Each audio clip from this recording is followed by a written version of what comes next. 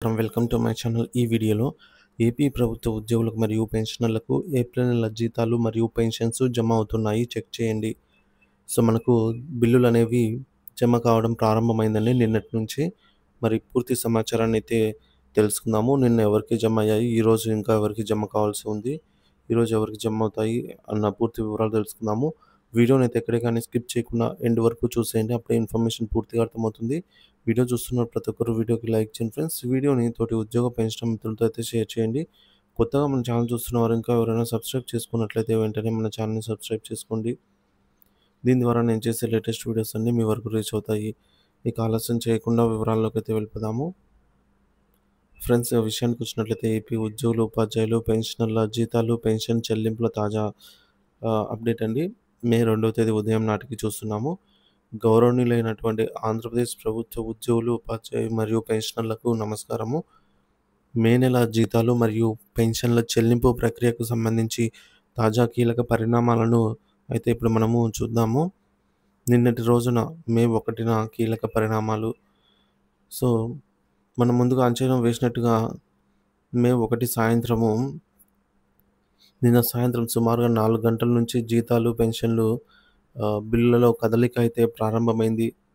May Day సెలవు దినం అయినప్పటికీ ఆర్థిక శాఖ నుండి నిధులు విడుదల కావడంతో చెల్లింపు ప్రక్రియ అనేది ఊపందుకుందని చెప్పాలి. మొట్టమొదటగా పెన్షనర్లకు సంబంధించి బిల్లులు అనేక సంఖ్యలో వెయిటింగ్ ఫర్ ఫండ్ క్లియరెన్స్ దశ నుంచి ఆర్బీఐ ఈకోబెర్ దశకు చేరుకోవడం జరిగింది. ఆ తర్వాత కొద్దిసేపటికే ఉద్యోగులకు సంబంధించినటువంటి వివిధ శాఖలైనటువంటి ముఖ్యంగా విద్యాశాఖ, రెవెన్యూ శాఖ, పంచాయతీరాజ్ శాఖ, వైద్య డిపార్ట్మెంట్, ఆరోగ్య డిపార్ట్మెంట్, సచివాలయం మొదలైన డిపార్ట్మెంట్లలో జీతాల బిల్లులు కూడా ఒక్కొక్కటిగా ఈకోబెర్కు బిల్లులు అయితే కదలిక ప్రారంభమైంది. ఇది చెల్లింపు ప్రక్రియ యొక్క చివరి దశ ప్రారంభమైనట్టు సూచిస్తోంది. అనగా మనకు ఈకోబెర్ తర్వాత బ్యాచ్ నెంబర్ అలాట్ అవ్వడము, అలాగే అమౌంట్ జమ కావడం జరుగుతుంది. పెన్షన్ల చెల్లింపు తాజా పరిస్థితి చూసుకున్నట్లయితే మే 2వ తేదీ నాటికి ఏవైతే బ్యాచ్ నెంబర్లు కేటాయింపు జరిగాయో నిన్న రాత్రి నాటికి ఈకోబెర్కు వెళ్ళిన చాలా పెన్షన్ బిల్లులన్నీ కూడా బ్యాచ్ నెంబర్లు అయితే కేటాయించబడ్డాయి. సో బ్యాచ్ నెంబర్ అంటే ఆర్బీఐ చెల్లింపుల కోసం ఆ బిల్లు ఒక వేచి ఉంది అని అయితే అర్థము. సో అంటే ఆ బిల్లుకు సంబంధించి ఆర్థిక అమౌంట్ అయితే రాష్ట్ర ప్రభుత్వం పంపింది అని అర్థము. చెల్లింపులు ప్రారంభం అత్యంత ముఖ్యంగా నిన్న రాత్రి నుంచే కొన్ని జిల్లాల్లో, ఉదాహరణకు విజయనగరం మరియు పరిసర ప్రాంతాల్లో, ఇతర కొన్ని ప్రాంతాల్లో పెన్షన్లు తమ ఖాతాల్లో జమ అయినట్లు నిర్ధారించారు. అలాగే వీటితో పాటుగా వైజాగ్ సీతమ్మధార ఎస్టీఓ పరిధిలో కూడా ఫ్యామిలీ పెన్షన్ క్రెడిట్ అయినట్టు మన మిత్రులు కామెంట్ ద్వారా తెలియజేశారు. అలాగే విజయనగరం ఎస్టీఓ పరిధిలో పెన్షన్స్ క్రెడిటెడ్ అని చెప్పి కామెంట్ చేశారు. మళ్ళీ అగైన్ సీతమ్మధారలో ఫ్యామిలీ పెన్షన్ పడ్డట్టు తెలియజేస్తున్నారు. అలాగే కాకినాడ ఎస్టీఓ పరిధిలో కూడా పెన్షన్లు జమ అయినట్టు పెన్షనర్స్ తెలియజేయడం జరిగిందనమాట. సో ఈ విధంగా బిల్లు స్టేటస్ చెక్ చేయగా వాటికి సక్సెస్ అని అయితే రావడం జరిగింది.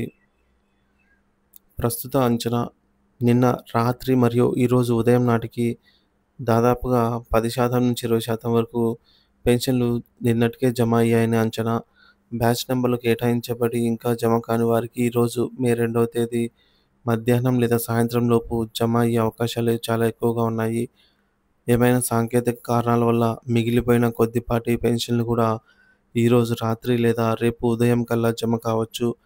దాదాపుగా ఈరోజు సాయంత్రానికి పెన్షన్ల చెల్లింపు ప్రక్రియ అనేది పూర్తి స్థాయికి చేరుకునే అవకాశం ఉంది. అంటే పూర్తిగా చెల్లించే అవకాశం ఉంది. ఒక బిల్ నెంబర్ చెక్ చేయగా ఇక్కడ ఇంకా బ్యాచ్ నెంబర్ అలాట్ కాలేదంటే ఈ బిల్లు ఈకోబెర్ స్టేజ్లో అయితే ఉంది. ఈకోబెర్ స్టేజ్లో ఉన్నటువంటి బిల్లు మనకి ఈరోజు బ్యాచ్ నెంబర్ అలాట్ అవ్వడము, మధ్యాహ్నం లేదా సాయంత్రం లోపల జమ కావడం జరుగుతుంది. మరొక bill payment pending status check చేయగా payment in process with batch number 28575 అని అయితే చూపిస్తుంది. మరొక బిల్లు కూడా కర్నూలు ఫ్యామిలీ పెన్షన్ బిల్ కూడా బ్యాచ్ నెంబర్ అలాట్ అయినట్టు తెలుస్తుంది. జీతాల చెల్లింపు తాజా పరిస్థితి చూసుకున్నట్లయితే మే 2వ తేదీ నాటికి బ్యాచ్ నంబర్ల కేటాయింపు. పెన్షనర్ల మాదిరిగానే ఈకోబెర్కెళ్ళినటువంటి ఉద్యోగుల జీతాల బిల్లులకు కూడా నిన్న రాత్రి నుంచే లేదా ఈరోజు తెల్లవారుజాము నుంచి బ్యాచ్ నంబర్లు కేటాయించడం ప్రారంభమైంది. సో, చెల్లింపు ప్రారంభం. బ్యాచ్ నంబర్లు కేటాయించిన వెంటనే ఈరోజు మే 2వ తేదీ ఉదయం లేదా మధ్యాహ్నం నుంచి ఉద్యోగుల ఖాతాల్లో జీతాలు జమ కావడం ప్రారంభం అయ్యే అవకాశాలు మెండుగా ఉన్నాయి. పూర్తి స్థాయి చెల్లింపుల అంచనా.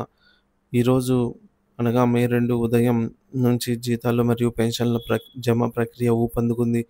దాదాపుగా మే 2వ తేదీ మధ్యాహ్నం లేదా సాయంత్రం నుంచి 80-90% వరకు ఉద్యోగ పెన్షనర్ల జీతాలు, పెన్షన్లు పూర్తిగా జమ అవుతాయని గట్టిగా ఆశించవచ్చు.